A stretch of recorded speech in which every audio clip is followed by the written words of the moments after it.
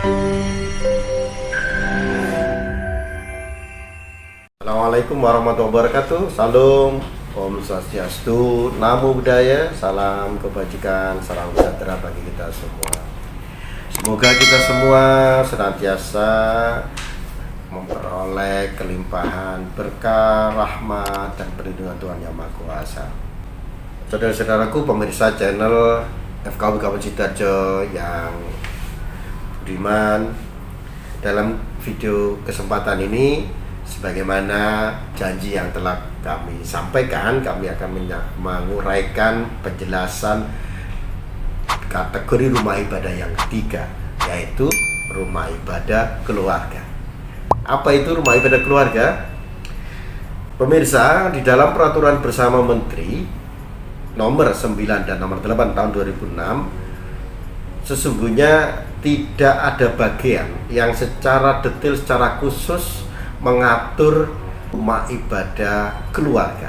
Definisinya, ketentuan-ketentuan yang mengaturnya, tidak terdapat bagian yang secara khusus menuangkan itu. Pasal 1 di bab 1 tentang ketentuan umum ayat 3 diterangkan bahwa rumah ibadah adalah bangunan yang memiliki ciri-ciri tertentu yang khusus dipergunakan untuk beribadah bagi para pemeluk masing-masing agama secara permanen. Ada bagian anak kalimatnya, koma, tidak termasuk rumah ibadat keluarga. Di dalam buku tanya jawab tentang peraturan bersama Menteri nomor 9 dan nomor tahun 2006 yang diterbitkan oleh Badan Litbang dan Diklat Departemen Agama Republik Indonesia tahun 2007 bulan November, cetakan pertama, ada bagian yang menerangkan tentang sebutan rumah ibadat keluarga untuk masing-masing agama. Yang pertama, rumah ibadat keluarga dalam Islam disebut musola atau langgar atau surau atau sebutan-sebutan lainnya. Untuk saudara-saudara Kristen disebut rumah doa. Dalam Katolik disebut kapel. Di dalam masyarakat Hindu ada disebut merajan, sanggar. Di dalam masyarakat Buddha ada yang menyebut cobio, ada menyebut dengan istilah lain gitu. Nah, sekarang kita balik cara berpikir kita bahwa rumah ibadah keluarga itu bukan rumah ibadah permanen yang memiliki simbol-simbol secara khusus sebagai rumah ibadah masing-masing pemeluk agama yang dipergunakan secara khusus. Yang pertama, masjid, rumah ibadah untuk kaum muslimin, itu memiliki ciri-ciri dipergunakan fungsinya untuk sholat Jumat secara berjamaah pada hari Jumat yang disebut dengan ibadah umum di dalam masyarakat muslim. Berarti musola tidak dipergunakan untuk sholat Jumat. Nah, masjid itu memiliki ciri-ciri, dapat tempat untuk khutbah Jumat, para pengkhutbah atau dalam Islam disebut khatib, ada mimbarnya, mimbar khusus, mimbar untuk khutbah Jumat. Berarti di musola tidak memiliki ciri-ciri memiliki mimbar untuk khutbah Jumat. Secara fisik, masjid dimanapun itu ditulis besar-besar di luar, masjid A, ditulis lagi masjid B, masjid seterusnya. Kalau begitu musola tidak boleh ditulis masjid A, masjid B, dan ditulis musola dan sebagainya.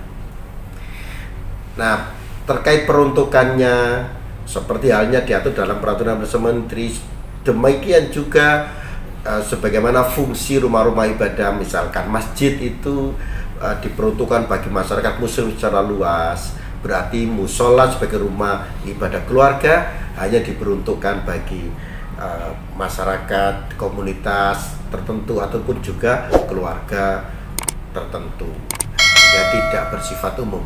Nah, sekarang bagaimana dengan rumah doa sebagai rumah ibadah keluarga bagi masyarakat Kristen.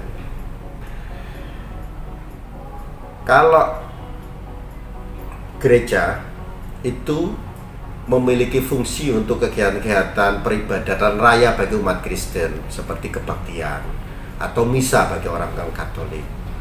Berarti rumah doa dengan demikian dari segi fungsi tidak bisa dipersamakan dengan fungsi gereja dalam fungsinya untuk kegiatan peribadatan bersifat umum bagi umat Kristiani. Ya. Berarti bisa dipergunakan untuk kegiatan doa keluarga atau doa komunitas saudara-saudara dari yang saudara-saudara tertentu atau komunitas Kristen itu tertentu gitu. Yang tidak bersifat peribadatan umum, peribadatan raya seperti kebaktian atau lainnya gitu. Oke, saya akan mencontohkan yang lain ini. Di saudara-saudara umat Hindu, kita pasti akan sering menemui di depan rumah warga Hindu itu selalu ada tempat peribadatan, semacam bangunan semacam pura.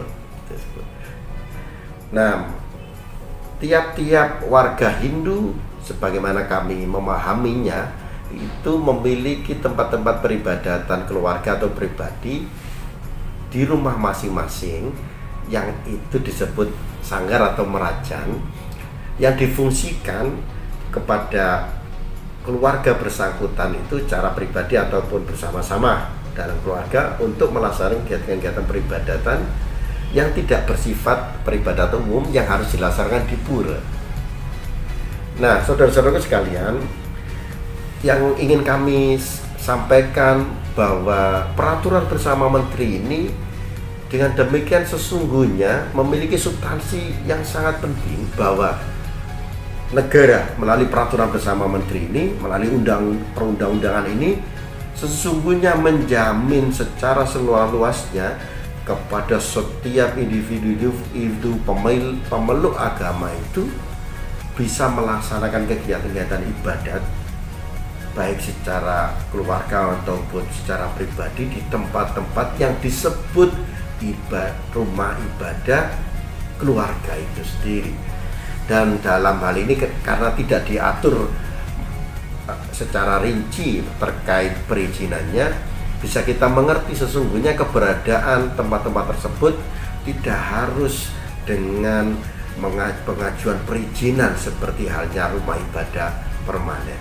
Dan saudaraku, sesungguhnya kita semua bisa mengerti tidak terdapat aturan-aturan khusus menyangkut prosedur tata cara perizinan yang mengatur keberadaan rumah-rumah ibadah keluarga tersebut.